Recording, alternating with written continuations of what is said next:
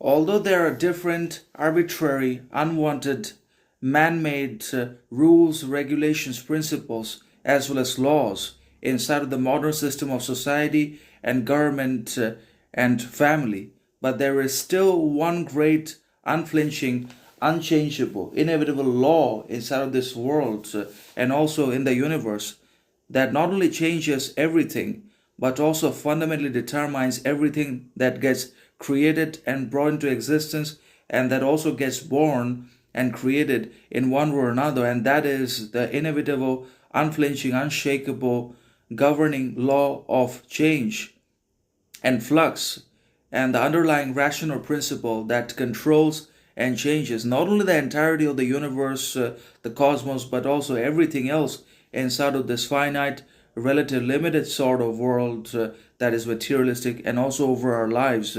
There is change. We get changed almost automatically and invisibly and unnoticeably through this principle of change. Either we reject it or embrace it, but we are changed at every step of the way. This principle influences us in one way or another, either consciously or unconsciously, just as our cells and skin is renewed and replaced with new ones. Similarly, our actions, relationships, behaviors, friendships also take turns at every step of the way and gets changed through this overwhelmingly powerful principle of change to which we're always subjects in one way or another. So we can escape from everything.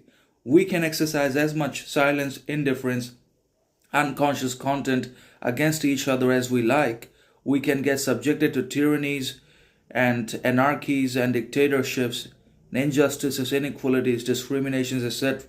But we can neither escape from ourselves, from our own unconscious, from ignorance, nor can we possibly become invisible from the inevitability of change over ourselves. So it's the only law that governs everything, as a result of which there is progress, good, authenticity, and creation inside of this world. That is the change which is constantly affecting and influencing the mindset, biology, psyche of both men and women in one way or another. So it's the great law of change. It is the most powerful law of nature, which we cannot escape because we are part of nature. We are also nature, but we have destroyed nature in one way or another. So there is no greater or more serious threat to our own existence than ourselves, than man himself. And certainly also to the survival of everything else, we are the highest threats and dangers because we are conscious, or mostly we're unconscious, but we have a mind, intelligence, and a cunning that enables us to do almost anything and everything we want, that is